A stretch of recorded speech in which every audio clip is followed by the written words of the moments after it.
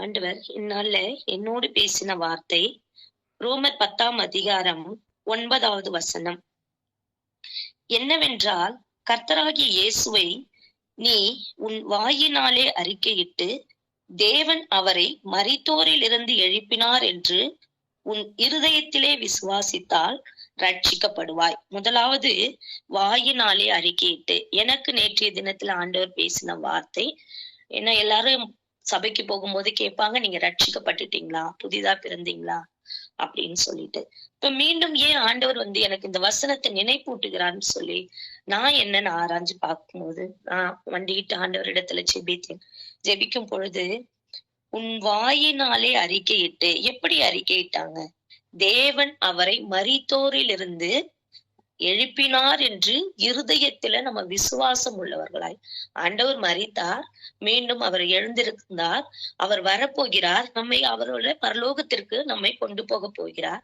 அப்ப மரித்த தேவன் உயிரோடு இருக்கிற ஒரு தெய்வம் யார் என்று பார்ப்போமானால் அது கர்த்தராகிய இயேசு கிறிஸ்து மாத்திரம் அப்படின்றத மீண்டும் மீண்டும் ஆண்டவர் உறுதிப்படுத்துபவராய் காணப்படுறார். அப்ப ஆண்டவருடைய வார்த்தை, அவருடைய வாயினாலே அறிக்கையிட்டு, கடந்த வாரத்துல பார்த்தோம், அவருடைய வார்த்தையினால், தேவனுடைய வார்த்தையினால் பிழைப்பான் மனுஷன். அப்பத்தினால் மாத்திரமல்ல, தேவனுடைய வாயிலிருந்து புறப்படுகிற வார்த்தையினால் பிழைப்பான் என்று சொல்லி மீண்டுமா ஆண்டவர் இந்த வாயை குறித்து ஆண்டவர் வெளிப்படுத்துகிற காரியம், வாயில எதெல்லாம் நம்ம பேசக்கூடாது, எந்த வார்த்தையெல்லாம் நம்ம ஆண்டவர் சமூகத்துல பேசணும்.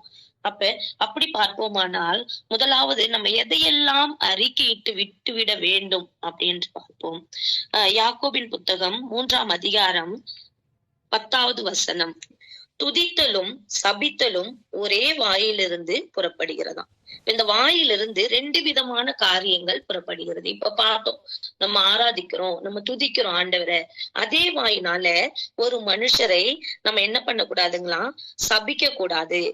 9 அதனாலே நாம் பிதாவாகிய தேவனை துதிக்கிறோம். எதனால? வாயினால் நாம் பிதாவாகிய தேவனை துதிக்கிறோம்.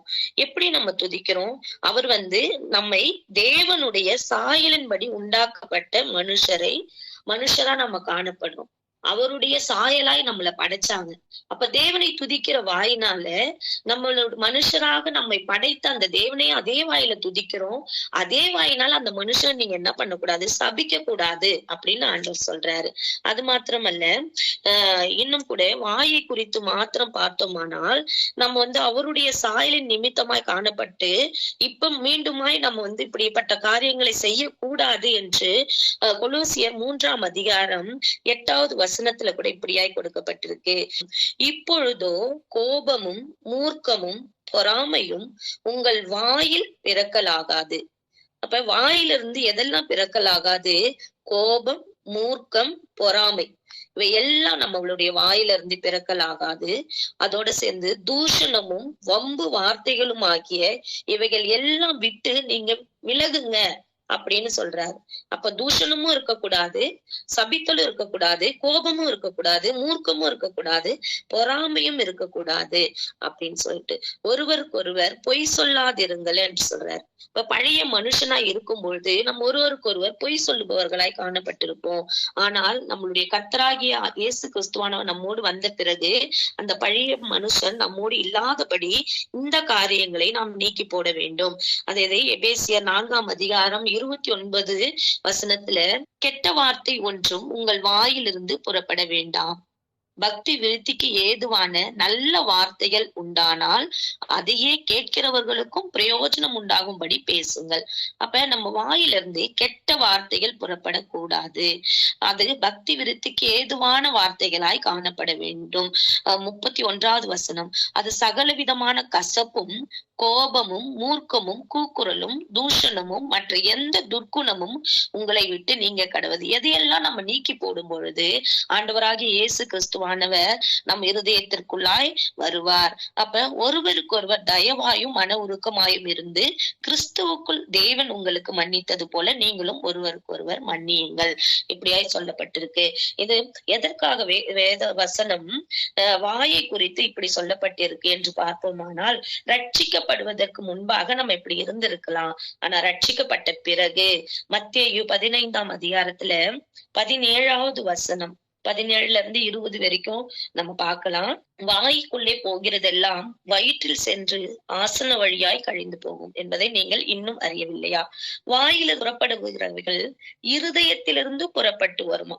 இப்ப வாயிலிருந்து புறப்படுகிற வார்த்தை எங்க இருந்து நமக்குள்ளாய் புறப்பட்டு வருது? இருதயத்துக்குள்ள இருந்து அவர் புறப்பட்டு வருது.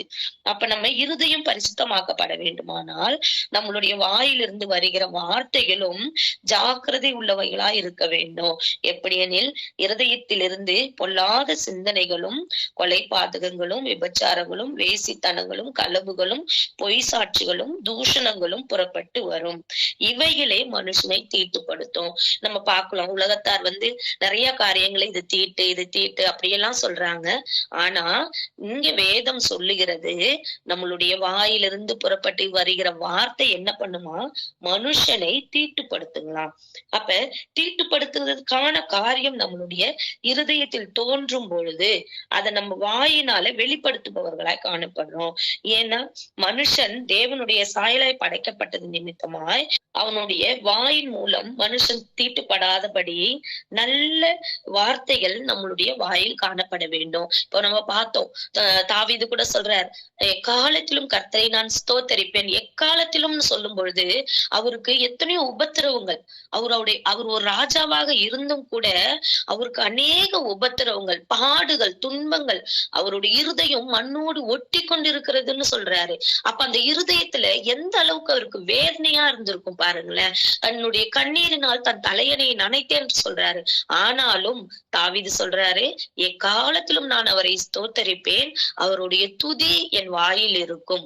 அப்படிப்பட்ட வாய் நமக்கு மாற்றப்பட வேண்டும். ரட்சிக்கப்பட்ட பின்பாக நம்மளுடைய வாயில் அவருடைய துதி காணப்பட வேண்டும். அதோடு மாத்திரமல்ல, நம்மளுடைய வாய் எப்பொழுதும் ஆண்டவராகிய இயேசு கிறிஸ்துவுடைய வசனங்களை உச்சரிப்பதாய் காணப்பட வேண்டும். அவருடைய சங்கீதங்களை பாடுகிற வாயாக காணப்பட வேண்டும். நம்மை சுற்றிலும் அநேக புறஜாதியா இருக்காங்க, நம்ம பார்க்கலாம். எங்க வீட்டுக்கு பக்கத்துல கூட அப்படி இருக்காங்க. அவங்க பாத்தீங்கன்னா காலையில எழுந்து அவங்க அந்த பாடல்களை பாடுறாங்க, அவங்களுடைய ஆராதிக்கிற தெய்வத்துக்கு அந்த பாடல்களை பாடுறாங்க. அப்ப எனக்குள்ள இந்த வார்த்தை எப்படி வந்ததுன்னா, இப்ப நம்ம வாயினால நம்ம எந்நேரமும் இப்படி துதிச்சுக்கிட்டு இருக்கோமா ஆண்டவரை அப்படின்னு நான் எனக்குள்ளார நான் கேள்வி கேட்டுக்கிட்டேன். நம்ம நிற்கும் போதும், படுக்கும் பொழுதும், நடக்கும் பொழுதும், நம்ம எங்க போகும் பொழுதும் நம்மளுடைய வாயில் ஆண்டவரை துதிக்கும் சத்தம் காணப்படும் வேண்டும் என்று ஆண்டவர் விரும்புகிறார். அதே போல தானியேல் 3 வேளை அவர் ஜெபித்தார். இப்ப ஜெபிக்கும் சத்தம் நம்மளுடைய குடும்பத்தில் காணப்பட வேண்டும். அவர் ஒரு இடத்தை தேர்ந்தெடுத்து கொண்டு அந்த இடத்தில் 3 வேளை அவர் ஜெபித்தார் என்று பார்க்கிறோம். அப்ப அவர் வாயை திறந்து ஜெபிக்கும் பொழுது தானியேல் எப்படிப்பட்டவாதான இக்கட்டுகள், இன்னல்கள் வரும்போது எல்லாவற்றிலிருந்தும் ஆண்டவர் அவரை பாதுகாத்தார். இது மாத்திரமல்ல, ஆண்டவரை பற்றி நாம் போகும் இடங்கள்ல மற்றவர்களுக்கு ஒரு வார்த்தையாவது நம்ம சொல்லணும். ஆண்டவர் எப்படிப்பட்ட நன்மையான காரியங்கள் நம்முடைய வாழ்நாள்ல செஞ்சிருக்காரு. இன்னைக்கு சாட்சி நம்ம பார்த்தோம். அப்ப நம்ம இடத்துல அநேக பேர் பேசுவாங்க, நம்ம அநேக இடங்களுக்கு போவோம். அப்ப ஆண்டவரை பத்தி, ஆண்டவரை ஒரு விஷயம் நீங்க ஏற்றுக்கொள்ளுங்க, உங்க இருதயத்துல ஆண்டவருக்கு ஒரு இடம் கொடுங்க அப்படின்னு அந்த ஒரு வார்த்தை சொல்லும் பொழுது அவங்களை என்றாவது ஒரு நாள் ஆண்டவர் தொடுவார், அவங்க ரட்சிக்கப்படுவாங்க. அந்த விசுவாசத்தோடு நம்ம இந்த வார்த்தைகளை அவர்களுக்கு சொல்லும் வாயாக நமக்கு காணப்பட வேண்டும். அது மாத்திரமல்ல, ஆண்டவரை எத்தனையோ நாள் நம்ம துன்பப்படுத்தின நேரங்கள்ல அவரிடத்தில் நாம அடிக்கடி மன்னிப்பு கேட்கிற வாயாக காணப்பட வேண்டும். நான் ஆண்டவரே, இந்த காரியத்துல நான் வாயினால உங்களை துன்பப்படுத்தினா என்ன மன்னிங்க, என்னுடைய வாயில துதிக்கும் சத்தத்தை கொடுங்கன்னு அவர்கிட்ட கேட்கும் போது கண்டிப்பாக அவர் நமக்கு துதிக்கிற சத்தத்தை கொடுப்பார். இருதயம், நம்மளுடைய இருதயத்தில் விசுவாசம் வேண்டும்னு சொல்றாரு ஆண்டவர். இருதயத்துல விசுவாசம் வர வேண்டுமானால் லூக்கா 6ஆம் அதிகாரம் 45வது வசனம் இப்படியாய் சொல்லுகிறது, நல்ல மனுஷன் தன் இருதயமாகிய நல்ல பொக்கிஷத்தில் இருந்து நல்லதை எடுத்து காட்டுகிறான். பொல்லாத மனுஷன் தன் இருதயமாகிய பொல்லாத பொக்கிஷத்தில் இருந்து பொல்லாததை எடுத்து காட்டுகிறான். இருதயத்தின் நிறைவினால் அவனவன் வாய் பேசுமா. இப்ப நம்ம இருதயம் எப்படி இருக்கோ அதன் நிறைவுனால நம்மளுடைய வாய் பேசும். அப்ப நல்ல பொக்கிஷம் உள்ள இருதயமாய் நம் இருதயம் காணப்பட ஆண்டவர் விரும்புகிறார். அந்த பொக்கிஷ சாலையிலிருந்து நாம் என்ன நம்ம பேசுறோமோ எடுத்து ஆண்டவருக்கு கொடுக்கிறோமோ அவன் நல்ல மனுஷன் எண்ணப்படுவான் என்று சொல்லப்பட்டிருக்கு. நல்ல இருதயம் உள்ள மனுஷர்களாய் நாம் இருக்க வேண்டும் என்று சொல்லி கூட என்னால ஆண்டவர் விரும்புகிறார். நம்ம ரட்சிக்கப்பட்ட பிறகு அனைவருடைய கண்களும் நம்மையே பார்த்து கொண்டிருக்கும். ஆமா, இவங்க இவ்வளவு நாள் நம்மளோடதான் இருந்தாங்க, இன்னைக்கு புதுசா ஒரு தெய்வத்தை வணங்க போயிட்டாங்க, இவங்களுடைய பழைய காரியங்கள் எதுவுமே மாறல அப்படின்னு சொல்லாத வகையில நம்மளை நோக்கி பார்ப்பவர்களுக்கு நம்மளுடைய இருதயம் எப்படி இருக்கணுமா, நல்ல பொக்கிஷ சாலையில் இருந்து நல்லதை காட்டுகிற இருதயமாய் காணப்பட வேண்டும். அப்படிப்பட்ட காரியம் கொலோசியர் 1ஆம் அதிகாரம் 10வது வசனத்துல இப்படியா சொல்லப்பட்டிருக்கு. சகலவித நற்கிரைகளும் ஆகிய கனிகளை தந்து, நம்ம இருதயம் எப்படி இருக்கணும், சகலவித நற்கிரியைகளை தருகிற கனிகளை தருகிற நல்ல இருதயமாய் காணப்படணும். அந்த இருதயம் தேவனை அறிகிற அறிவில் விருத்தி அடையணும். தேவனை இன்னும் அதிகமா நான் எப்படி ஆண்டவரை உண்மை அறிந்து கொள்ளணும்னு அந்த அறிகிற அறிவுல விருத்தி அடைந்து கர்த்தருக்கு பிரியம் உண்டாக அவருக்கு பாத்திரராய் நடந்து கொள்ளும் பொழுது மற்றவர் கண்களுக்கு நம்ம முன்பு எப்படி இருந்தோம் இப்ப நம்ம எப்படி இருக்கிறோம்ன்றத அது வெளிக்காட்டுபவதாய் காணப்படுது. அப்ப இந்த நற்கிரியைகளுக்கு நம்ம கனிகளை தருபவர்களாய் காணப்படணும். அவரை அறிகிற அறிவில் விருத்தி அடையணும். கர்த்தருக்கு பிரியம் உண்டாக அவருக்கு பாத்திரராய் நம்ம நடந்து கொள்ளணும். இதையெல்லாம் ஆண்டவருக்கு நம்ம செய்யறதுக்கு காரணம் என்ன அப்படின்னு பார்ப்போமானால் அதே வசனம் 16வது கொலோசியர் 1ஆம் அதிகாரம் 16வது வசனத்துல இப்படியாய் சொல்லப்பட்டிருக்கு. ஏனென்றால் அவருக்குள் சகலமும் சிருஷ்டிக்கப்பட்டதாம். இந்த உலகத்துல நம்ம பார்க்கிற, நம்ம கண்களால பார்க்கிற எல்லாமே அவருக்குள்ளாய் சிருஷ்டிக்கப்பட்டது. அதாவது பரலோகத்தில் உள்ளவைகளும் பூலோகத்தில் உள்ளவைகளும் ஆகிய காணப்படுகிறவைகளும் காணப்படாதவைகளுமான சகல வஸ்துக்களும் அவரிடத்துல சிருஷ்டிக்கப்பட்டது. சிங்காசனங்கள் ஆனாலும் கர்த்தத்துவங்கள் ஆனாலும் துரைத்தனங்கள் ஆனாலும் அதிகாரங்கள் ஆனாலும் சகலமும் அவரை கொண்டும் அவருக்கென்றும் சிருஷ்டிக்கப்பட்டது. அப்ப நம்ம எதையோ ஒண்ணு போயிட்டு நம்ம துதிச்சுக்கிட்டு அது பின்னாடி ஓடாம ஆண்டவருடைய வேத வசனத்தை தியானிக்கிற நம்ம என்ன பண்ணணும், இதை உண்டாக்கின தேவனை நம் எப்பொழுதும் துதிப்பவர்களாய் காணப்படணும்.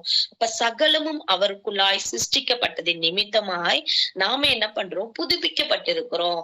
பழைய மனுஷன் நம்மிடத்திலிருந்து மரித்து போய் ஒரு புதிய ஜீவன் உள்ளவர்களாய் ஆண்டவருடைய சமூகத்தில் காணப்படும் பொழுது அது அவருக்கு நீதியாய் எண்ணப்பட்டிருக்கு. மீண்டுமாய் ரோமர் 10ஆம் அதிகாரம் 9வது வசனம் என்னவென்றால் கர்த்தராகிய இயேசுவை உன் வாயினாலே அறிக்கையிட்டு தேவன் அவரை மரித்தோரில் இருந்து எழுப்பினார் என்று உன் இருதயத்திலே விசுவாசித்தால் ரட்சிக்கப்படுவாய்.